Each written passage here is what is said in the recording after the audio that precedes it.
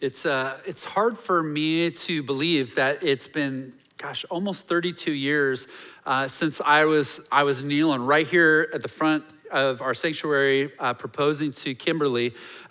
It was kind of an elaborate proposal plan. I had gone to her parents that week and met with each of them. I kind of told them my intentions, asked for their blessing. They each had kind of, they were thrilled about what had happened. Kim and I had been dating about 4 years at that time. It was our 4-year anniversary that was about to happen on January 26, 1991. And the way the plan worked was we were both students at Biola, but she was taking an extra class here at Golden West College.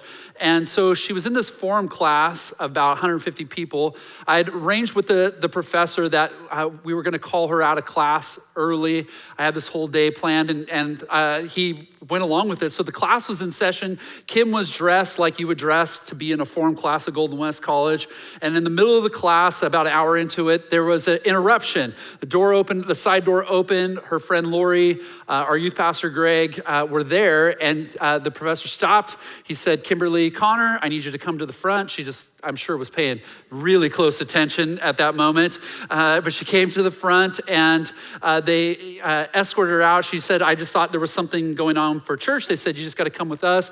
She got in the van, and there was a van there, and there was these recordings where she would kind of watch these different clues that take her to different places.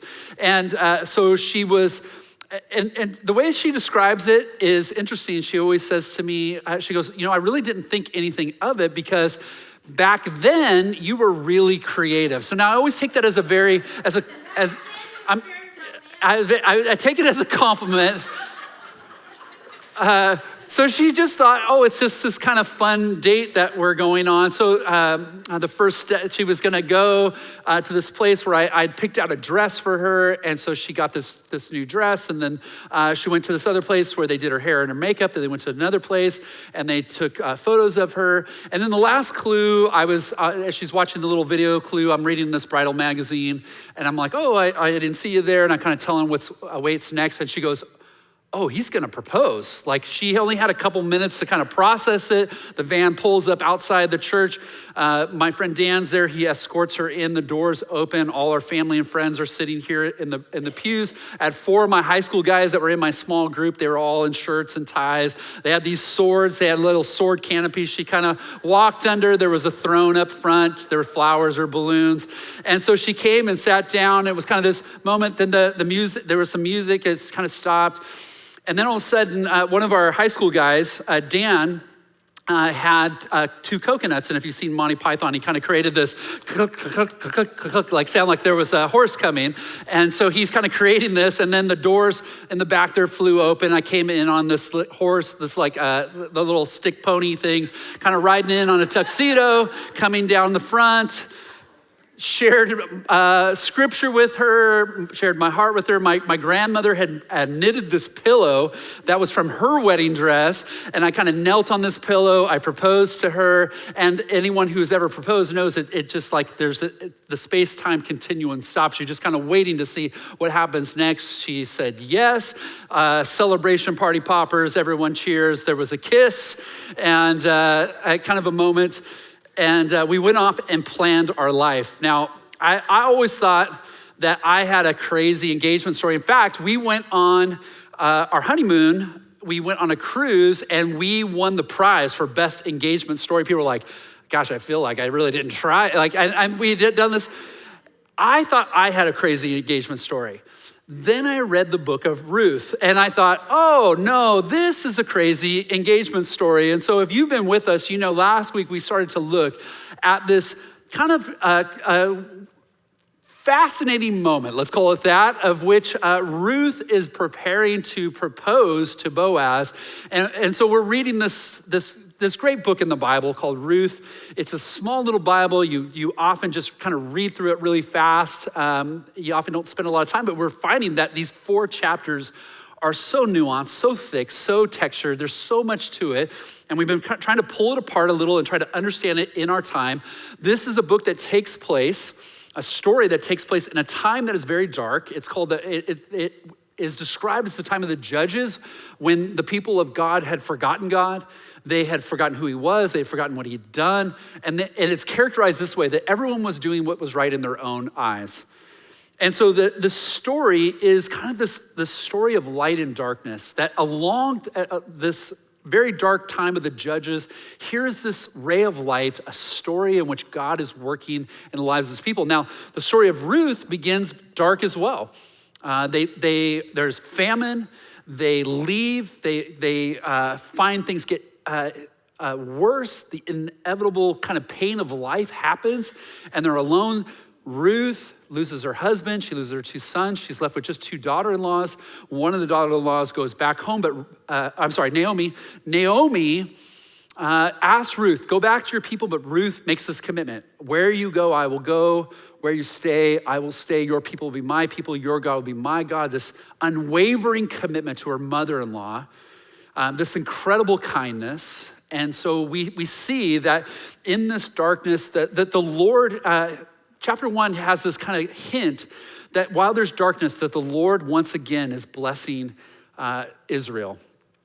And Naomi is turning back. She's going back to where God is, and Ruth is coming alongside her, and they're coming together, and they're vulnerable. They are 2 widows trying to make it. And so as Justin and Jenna laid out, they're trying to survive. And so Ruth goes to glean the fields.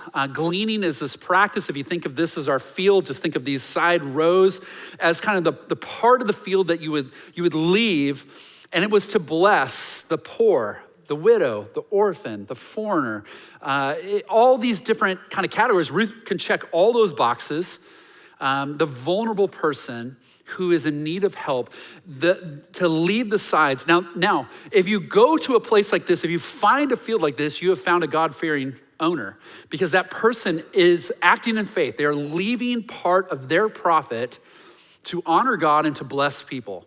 They are loving God, they are loving others, and so they found this field. But one of the things that we're finding as we read through this story is Naomi, Ruth, Boaz, and then the narrator seem to be the kind of the 4th big character that we're trying to kind of follow along. We're trying to listen to his or her voice, whoever's writing this. We're trying to understand the voice of the narrator, who's given us clues along the way that this is no ordinary story. And the hope of the narrator is that I hope you are seeing the unseen hand of God, that you see the way that God is moving in between the lines of the text. In between the story is this bigger story of God who is sovereign.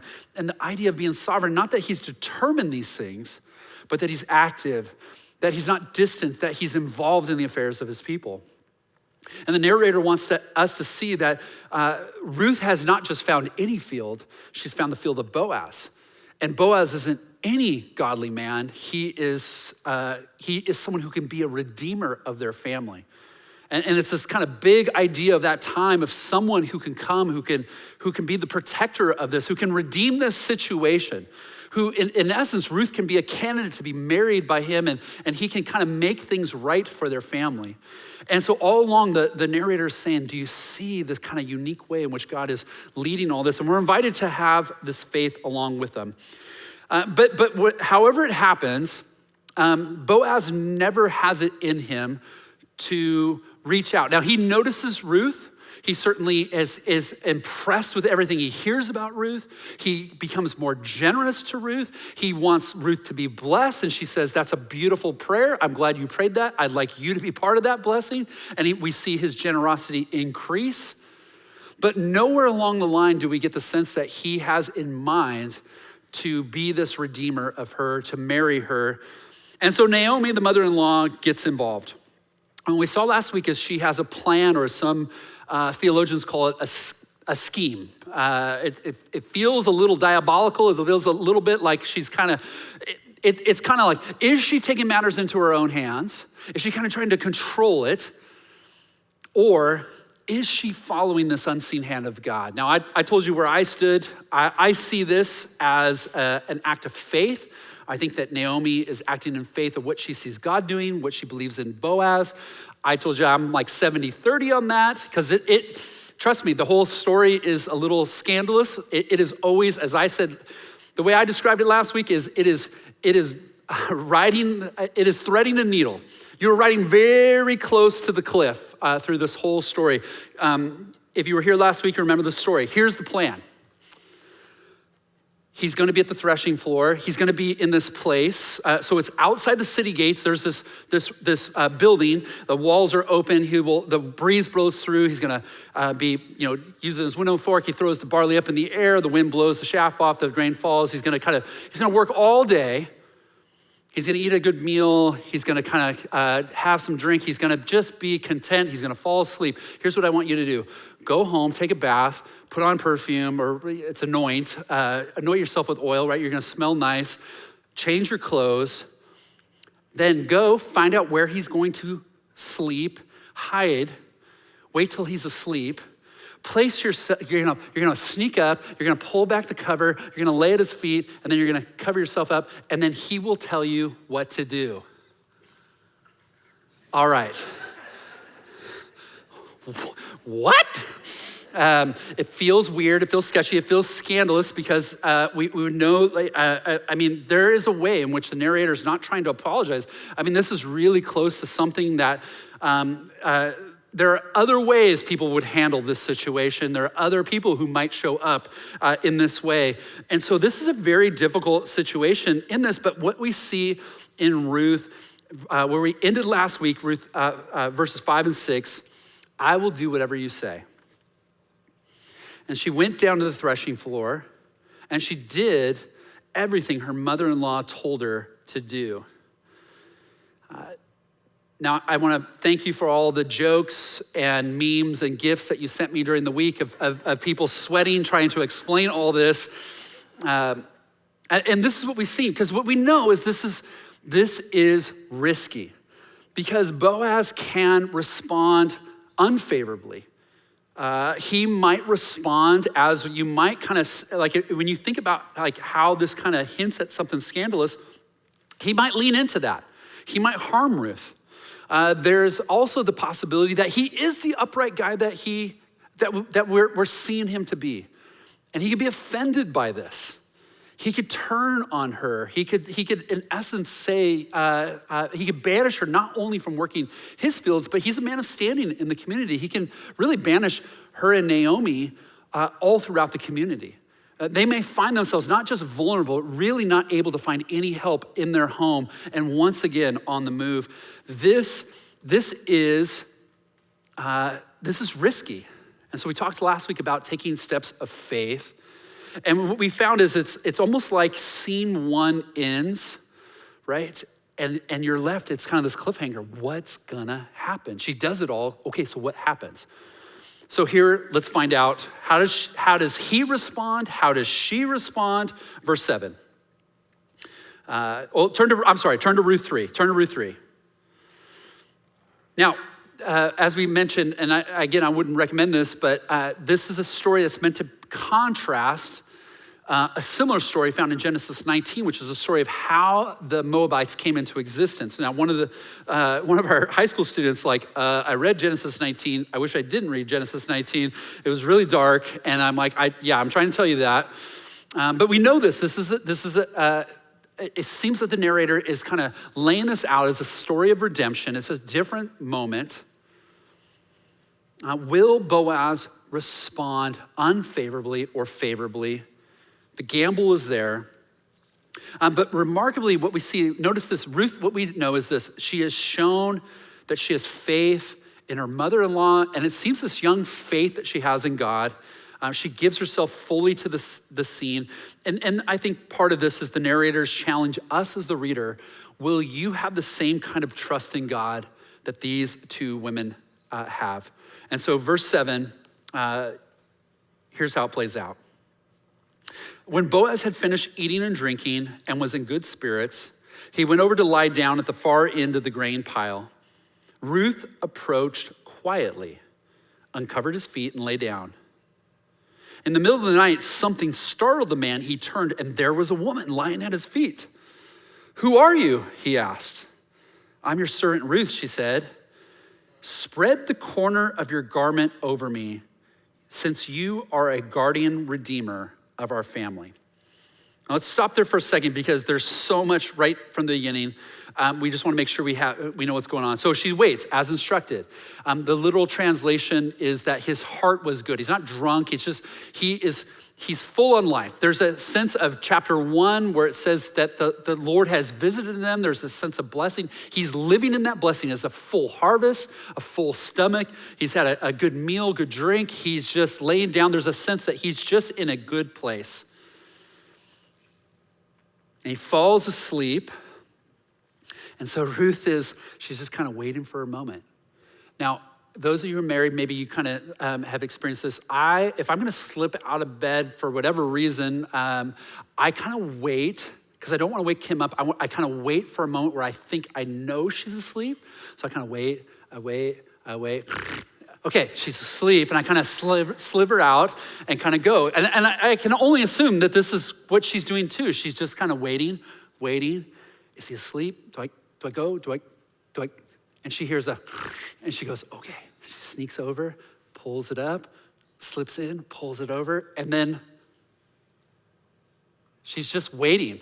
She's just like, this is awkward. Like, she's just like sitting there waiting for whatever is going to happen. Now, as expected, what Naomi thinks, at some point he's gonna wake up, he's gonna discover that someone's laying at his feet. Remember, her plan is, and he will tell you what to do next. And so something happens, he's startled, he wakes up, it's the wind, it's the noise of a stick falling, whatever it is, he's startled, and then he's startled by the fact that he feels something at his feet. Now, when that happens to me, usually it's a 115-pound golden retriever who snuck up on our bed right there. I'm like, what is this? Okay, it's just my dog. And for him, he doesn't know what this is. Now, who is this? He doesn't know, is this someone who's come in who what are your intentions? Like, is this good? Is this bad? He doesn't know what is happening. And Ruth does something very interesting. She identifies herself as Ruth, but she also uses this phrase, I am your servant. Now, it's a very important word choice. We don't really see it in the English, but it's a word that communicates certainly her humility, but she's changed the word from how she described herself earlier. She's not saying I'm your servant as in I am your property, but she's made herself available as a candidate to be married, someone who would have this sense of standing. And then she notes, I don't know if you noticed this or not, she ditches the script. She goes rogue. She has her own plan. Notice what she does. All of a sudden, she announces to him that he is a redeemer of the family, and then she calls to him to spread his garment over her. Go back to Justin and Jenna's sermon. I remember as Jenna and Justin were talking that there's this idea of spreading your wings. This is literally the words are, will you spread your wings over me? It's this kind of picture of coming under the protection of God. And she's saying, may I come under your protection? May I find security? May I find rest? May I find life under your care? This is what she is asking for. She is inviting him to answer two prayers. One, the prayer that he prayed in chapter 2 when he had said, my prayer is that you would find safety and rest under God's care, under God's wings. But also, this is the prayer that Naomi has had, that she would find security, that she would find rest in the loving care of a husband. And she's called him into this. Now, this is a very, very bold ask. Put it in perspective this way. She has identified herself as a servant, and she is demanding that her boss marry her. She's a Moabite, asking or making a demand of an Israelite, a woman making a demand of a man, a poor person making the demand of a rich man, a person with no status making the demand of someone who has high status in the community. But she said something very interesting here, and if you can, it may be hard to notice, but she notes to him, you can be our Redeemer. Hold that idea for a second. This is different than what Naomi has said. Naomi has said, he is our Redeemer. But Ruth has now changed the order. If you look at it, there's kind of this whole subject predicate kind of change in the way that they refer to it. All that to mean that she's simply, what she's saying, she's not demanding something of him. She's giving him a choice. This is not a trap. This is a choice. She is offering to him, if you desire, you can step into this moment. It's this bold move. She's popped the question, and just like when I asked him, there's this moment of eternal silence. We are left at verse 9 to go, what's gonna happen? Verse 10, the Lord bless you, my daughter. Okay, exhale, breathe, it's gonna be okay. This kindness is greater than that which you showed earlier. You've not run after the younger men, whether rich or poor. And now, my daughter, don't be afraid. I will do for you all you ask. All the people of my town know that you are a woman of noble character. Although it is true that I am a guardian redeemer of our family, there is another who is more closely related than I. Stay here for the night, and in the morning, if he wants to do his duty as your guardian redeemer, good, let him redeem you. But if he is not willing, as surely as the Lord lives, I will do it. Lie here until morning. Now, I think, again, why I think this has been an act of faith and confidence is that Boaz clearly understands the invitation. He understands the purity of her motives, and we notice this in the ways that he responded. We notice this in his character. First, he blesses her. His first response is to bless her, not to curse her. He sees the beauty in what is happening here. But second, there is this idea, and I think it's important that you see, I think what we're suggesting is that you see this hidden hand of God not only in the actions, but also in the reactions. This is what we were hoping for. And it feels like the divine plan of God is coming into fruition. But second, notice that he praises her kindness. It's this word hesed. It's this loving kindness, it's this sacrificial kindness. He praises her. And notice what he says, that she is a woman of noble character.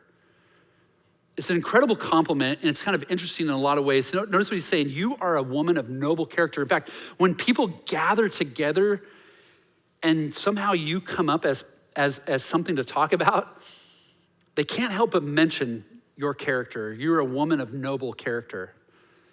Now, one of the reasons why I think this is a fascinating statement, and this may or may not be why it's there, but someone looked at this and said, it's interesting because in a Jewish canon, in a Bible, as you place this, Ruth does not come in the order after Judges.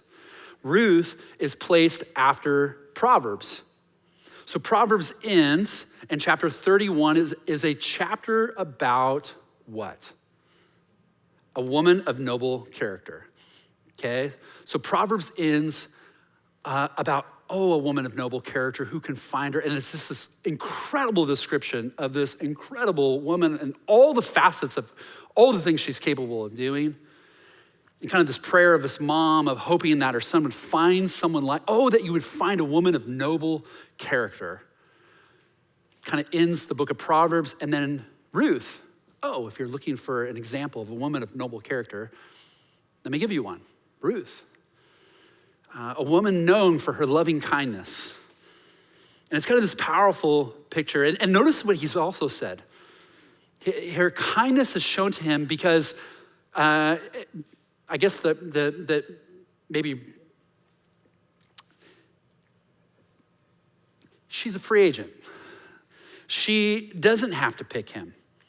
Notice what he said, that rich or poor, if you were chasing status, you could have gone after the rich guy. If you were just chasing love, you could have gone after the poor guy.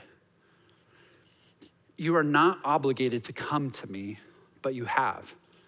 And notice the kind of tenderness in this, that what he sees, the kindness, you have seen me, and you have chosen me, even though you didn't have to. And right when it feels like the romantic comedy is getting at the peak moment, I'm so glad we came and watched this together. There's a but. But, no buts. Like we've had way too many, there's been too much of that so far. And there's this disturbing development and your heart stops a little, and his integrity forces him to admit, there's someone in front of me. So as far as the Redeemer aspect goes, actually there's someone who could claim this. There's another guy closer in line, and part of what we see, Ruth, maybe this is what Ruth knows. Maybe this is why Boaz has been, to this point has kind of resisted asking. But in some ways, there's this sense that, again, this is a choice that Ruth has made in choosing Boaz. And Boaz has this integrity. This integrity we see in the description of who he is now played out in each and every step of the way. He will not take advantage of Ruth. He will not hide the matter. He will not take advantage of the situation. But notice he is eager he wants this to happen. First thing in the morning, I'm going to deal with this. And he gives kind of this, almost this oath, this word. He is settled and determined to take care of this. And the invitation is for her to stay the night. It's not provocative. It's the word is literally the Hebrew word to lodge. It's the same word that she used when she says, where you stay, I will stay. And so there's a sense, stay here. And so scene 2, Act 2 closes. And so it's maybe around midnight. And so we've got to figure out what's going to happen between midnight and dawn. Verse 14. So she lay at his feet until morning, but got up before anyone could be recognized. And he said, no one must know that a woman came to the threshing floor. He also said, bring me the shawl you were wearing and hold it out. And when she did so, he poured into it 6 measures of barley and placed the bundle on her. And then he went back to town. And when Ruth came to her mother-in-law, Naomi asked, how did it go, my daughter? Then she told her everything Boaz had done for her and added, he gave me the 6 measures of barley, saying, don't go back to your mother-in-law empty-handed. Then Naomi said, wait, my daughter, until you find out what happens, for the man will not rest until the matter is settled today. As Act 3 begins, it's hard to imagine. I don't imagine there's much sleeping. He's laying there, she's laying down there, and it's like, so windy lately, huh? What do you talk about all night? So you just kind of figure it out. But there's a concern. You can't leave in the night, it's dangerous. You can't leave too late in the morning because people will get suspicious. Even though everything we've done is innocent, it will give the look of something suspicious. And so again, we see Boaz's character on display, a generous gift of grain he gives to bless both Ruth and Naomi, his determination to solve this. So as Ruth goes back, you can imagine Naomi, there's no way she has slept all night. She's up all night because we see it in the first words. All she can say is, how did it go? What happened? I gotta know. And they have their little gossip girl moment of mother and daughter talking and kind of revealing everything. Oh, I gotta tell you everything that happened. And in this, we see all the things that are happening. There's kind of this cool moment where once again, I think the narrator has given us just a little kind of Easter egg here to see the beauty of what God is doing. We aren't told this in the initial discussion, but as she's recounting everything that happens, she says, oh, and he gave me this large gift to bring here with these words, don't go back empty. Don't go back empty-handed. How does this story begin? Naomi opening up, coming back and saying, I was full, but now I'm empty. And what is changing in the story? The woman who was once empty, we are seeing over and over again that God is saying, you who were once empty, I am filling up again. And all the characters have played their roles perfectly. Naomi has taken the initiative. She's got the ball rolling. Ruth has carried out this very, very delicate scheme and even gotten a little creative as she's gone. Boaz has responded as we hoped he would. And now we just have to wait again. Scene 3 comes to an end. Don't read your Bibles. God bless you next week as we read chapter 4. So what does that mean for Beachpoint? Can I just close us with 2 quick things? I was thinking about this for us and praying through this for us. What do you take away? How do we live this out? And I think let me give you a big idea that I think is helpful. Your character matters. Your character matters. Here at Beachpoint, our mission, our purpose, we've defined it this way, is to develop you as an authentic follower of Jesus Christ. Like, we're gonna put all our energy to help you become someone who is a true disciple, who's a true follower of Jesus. See, I don't think Jesus works a ticket counter. I don't think Jesus saying, look, I got a great destination, heaven, blah, blah, right? And you come and you say, I would love to go there. I'll buy a ticket from you. That's what I wanna do. I wanna be with God someday. No, I think Jesus is God who's entered the world and whose kingdom is breaking forth and will not be stopped, and who has said, come follow me, put your faith in me, take my life upon you. When Jesus says follow me, what he's saying is come behind me, come under me, come with me where I'm going. To be a disciple is to learn from the master, to take on their very life. When you come to Jesus in faith, when you ask him to save you, to be your savior and to be your Lord, what you're saying is, I want to be your disciple. I've made a commitment to follow you. I want to take your life on. And what happens is when the Spirit of God comes and dwells within you, the Spirit of God cannot help but move you towards a place in which, as the Bible describes it, that Christ-likeness becomes part of the agenda. When Paul writes his letters to churches, what he talks about all the time is that he implores them to become imitators of Jesus. He says, I'm working with all my energy that Christ may be formed in you. That something is going to form your character. Something's gonna make you who you are, and I am gonna work with all I have in me, and this is how our team thinks about it. We're gonna work with all we have in us, that Christ may be formed in you, that you may become mature and complete in him. You may become like him. And so the Spirit of God is always going to be moving you to become like Jesus. This is, you cannot help it. It's just now who you are. And so character matters. Us looking like the one we belong to matters. And so I think kindness matters. Kindness matters. I think we have to ask ourselves the question, how are you displaying God's kindness to others? See, this is a theme that is all throughout this letter. Over and over and over again, the people are commended because they show the kindness of God, that the sacrificial kindness of who they are is on display. The fact that people are talking about her. When people talk about you, what do they say? Do they speak about your loving kindness? Do they say, I just see God's kindness in this person? In the way they talk, in the way they act, in the things they post. I mean, everything about, what I see in them is kindness. This idea of kindness is such a loaded word. It's not just like your shucks, sweet, like simple. No, it's so rich, and it is the sacrificial love that someone has. And because of this, they'll do what is right for someone else. Think of your favorite artist. Who would you want to see in concert? Now, pick the 3 songs. If I saw them in concert, I want to see this live. You got it in your head, Pete? Okay.